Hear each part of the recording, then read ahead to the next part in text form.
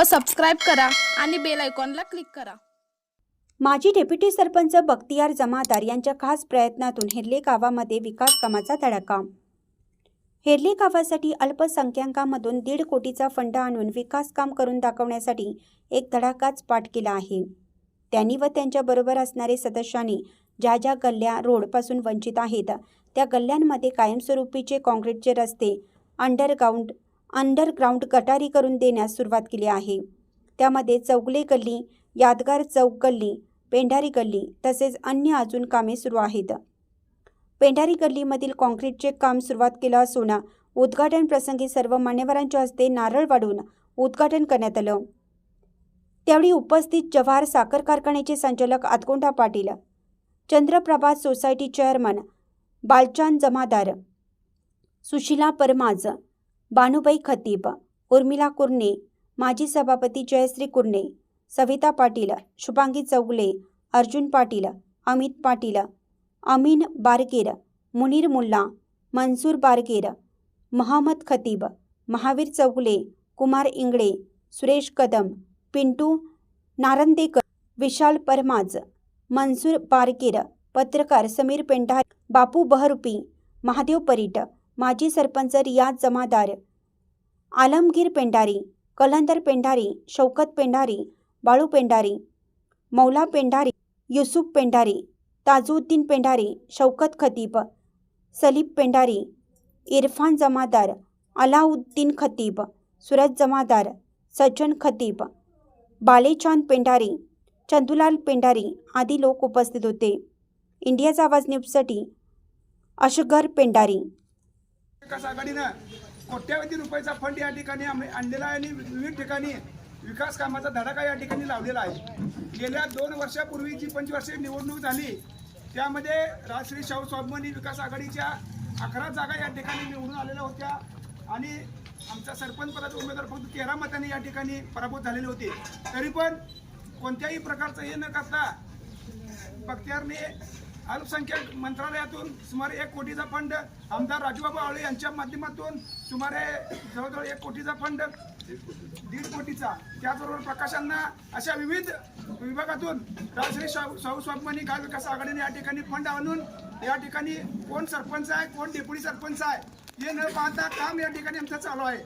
आणि विरोधी पक्षाचे जे सरपंच, डेप्युटी सरपंच आहेत, आज आपल्या ग्रामपंचायतीची अवस्था एकदम केविलवाडी झालेली आहे। त्या आघाडीच्या नेत्यांनी ज्या सरपंच आणि डेप्युटी सरपंच घोडे बाजार करून डेप्युटी सरपंचला पळवायचं पैशाचा जोरावर या ठिकाणी सत्ता परिवर्तन केलेलं आहे। परंतु गावची परिस्थिती आज जर बघितली तर जवळजवळ 15 दिवस त्याला विद्युत कनेक्शन नदीवरचं तोडलेलं आहे आणि 2 महिने त्याला ग्रामपंचायत कर्मचाऱ्यांचा पगार नाही। या ठिकाणी अशा पद्धतीने ग्रामपंचायत चालू असताना पिण्याचं पाणी आपल्या गावाला तळ्यातलं पाणी, दूषित पाणी या ठिकाणी सोडलं जात आहे। 4 दिवस 5 दिवस झालं पाणी येत नाही। याला सर्वस्वी जबाबदार सरपंच, डेप्युटी सरपंच आणि त्यांचे आघाडीचे नेते आहेत। हे सर्व गावांनी या ठिकाणी लक्ष दिलं पाहिजे। जलजीवन योजनेचं काम 2,80,00,000 या ठिकाणी मंजूर झालं आहे। त्या सत्ताधारींच्या संगनमताने त्या ठिकाणी ठेकेदार तिकडे फिरकायला तयार नाही। आम्ही वेळोवेळी विरोधी पक्षाचे जे सदस्य आहे वेळोवेळी तक्रार करून देखील इथल्या इथं नुसतं पंचायत समितीला तक्रार करूया, हे करूया अशा पद्धतीची भाषा बोलून त्या जलजीवन मिशन योजनेमध्ये सुद्धा या सत्ताधारी आणि सत्ताधाऱ्यांच्या नेत्यांनी मोठ्या प्रमाणात भ्रष्टाचार चालवलेला आहे आणि ते आपण वेळीच जर लक्ष नाही दिलं तर आता या ठिकाणी आम्ही विरोधी पक्षामार्फत या ठिकाणी सीओंच्याकडे जलजीवन ठेकेदाराविरोधात तक्रार करणार आहे। तर सर्व गावकऱ्यांनी या जलजीवन मिशनचं पाण्याची आपली योजना जर व्यवस्थित नाही झाली, जे भारत निर्माण झाली ज्या पद्धतीने झाली तर आपल्याला येणाऱ्या 25 वर्षाच्या पाण्यासाठी आपलं गाव दुर्लक्षित राहील। त्याच्यामुळे या ठिकाणी आमचे नेते अण्णा चाचा यांच्या मार्गदर्शनाखाली बख्तियारने सुमारे अल्पसंख्याक मंत्रालयातून सुमारे 1 कोटीचा फंड या ठिकाणी आणलेला आहे आणि त्यातूनच हे काम आता चालू आहे। चाचा आणि अण्णांच्या मार्गदर्शनाखाली आमची सत्ता नसताना देखील कोट्यावधी रुपयाची कामं या ठिकाणी चालू आहेत आणि ज्यांची सत्ता आहे त्यांनी किती फंड आणला, किती ठिकाणी कामं चालू केल्यात याची विचार करण्यासारखी गरज ग्रामस्थांना आहे। तर या ठिकाणी सर्व उपस्थित मान्यवरांचं आणि सर्व या ठिकाणी नागरिकांचं मी सहर्ष स्वागत करतो। आणि जवळजवळ 1.5 कोटीचा फंड दिलाय, प्रकाशांनी जवळजवळ 50 लाखाचा फंड दिलाय। अशा पद्धतीचा हा जवळजवळ 3-3.5 कोटीचा फंड आम्ही गावाच्या विकासासाठी लावला आहे. त्यामध्ये कसलीही अपेक्षा न करता स्वच्छ काम आणि चांगलं आणि पारदर्शक काम. अण्णा कायम स्टेजवर भाषणामध्ये म्हणायचे की मला काय ह्या गावाचं कळत नाही, रस्ते फक्त मधलाच पट्टा कसा होतोय, या कडेला आणि त्या कडेला का होत नाही, असं अण्णाचं कायम वाक्य असायचं. आम्ही त्यासाठी आमच्या कार्यकर्त्यांनी सांगितलं की बाबा ह्या कडून त्या रस्त्याला गटार खाल्लं घ्या, घाण दिसू नये, स्वच्छ आणि चांगली गल्ली बी दिसायला पाहिजे आणि माणसंही स्वच्छ राहायला पाहिजेत, या दृष्टीनं हा प्रयत्न केला. आणि आज जेवढ्या यादगारचा असेल किंवा नवीन जैन मंदिरामधला रस्ता असेल, त्याच्या मागच्या 2 गल्ल्या असतील किंवा हा असेल, आणि आता शौकतबाई माहितीसाठी तुम्हाला सांगतो कब्रस्तानचं देखील आतलं संपूर्ण काम आत्ता आम्ही धरलेलं आहे आणि त्याचा फंड बी लागलेला आहे. फक्त काम चालू व्हायचं, काम अपुरं आहे एवढंच. नाहीतर अशा पद्धतीनं ज्या भागातलं आपण आलोय आणि ज्या भागातनं आम्ही आलो बी नसलो तर तिथे देखील चांगल्या पद्धतीचं काम करण्याचं मानस आम्ही ठेवलेला आहे. आणि त्यामुळं भविष्यामध्ये एक चांगल्या पद्धतीने तुमच्या मताची किंमत, योग्य किंमत आम्ही जनतेला देऊ असं. आणि पुन्हा या राहिलेल्या 2 वर्षात देखील जे काम करू, जे तुमच्या समस्या असतील, मग कौटुंबिक समस्या असतील, सामाजिक समस्या असतील, सार्वजनिक समस्या असतील, त्या सगळ्या आमच्यापर्यंत आल्या तर निश्चित ते सोडवून आपल्याला एक गाव चांगलं स्वच्छ करण्याचं काम आम्ही निश्चित करून ह्या बॉडीच्या माध्यमातून करून घेऊ अशी अपेक्षा करतो. इथं उपस्थित असलेले सर्वच आमच्या पार्टीचे लीडर, महिला सदस्य, ग्रामपंचायत सदस्य आणि तुम्ही सर्वच हे तुम्हाला भूषणावं असं काम करू अशी अपेक्षा व्यक्त करतो आणि माझी रजा घेतो. जय हिंद, जय महाराष्ट्र.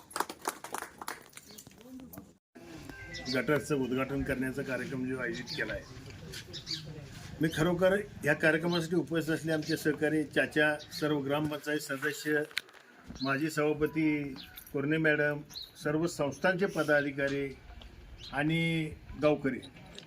खरं म्हणजे कसं आहे, काम करण्याची आमची पद्धत थोडी वेगळी आहे.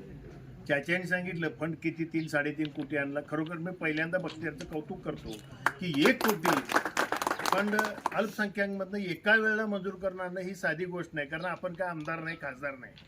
पण आमदार खासदारांनी जी नारळं फोडल्यात ते कमीत कमी पुरी करावी ही माझी मनोमन इच्छा आहे. कारण आमच्या गावात एक पद्धत आहे, इलेक्शन आली की एक पिवळी जाहिरात काढायची, 2 फोटो टाकायचे आणि 100 कामं त्यावर लिवायची आणि नारळ फोडत सुटायची. तर आम्ही असं काही केलेलं नाही. जे आणलंय तेवढीच नारळ आम्ही फोडत आहे आणि जे फोडत आहे ते काम चांगल्या क्वालिटीचं कसं होईल हे हेरल्याला एक आदर्श दाखवायचा आहे. कारण कसं आहे, जे काम चालू आहे त्यात 1 रुपया कुठं भ्रष्टाचार मिळणार नाही आणि काम कोणत्या पद्धतीनं करायचं आहे. आता ती यादगारमधले रस्ते असतील किंवा गटर्स असतील, चौगले गल्लीचा रस्ता असेल, कोरेगाव गल्लीचा रस्ता असेल, रस्ता कोणत्या पद्धतीने लोकांना करायचा याचं एक उत्तम उदाहरण करून ठेवलेलं आहे. कारण ह्याच्यापूर्वीची पद्धत कशी, 10 फूट रस्त्यात 3 फूट मध्ये डांबरी करायचं, 7 फूट साईडला सोड.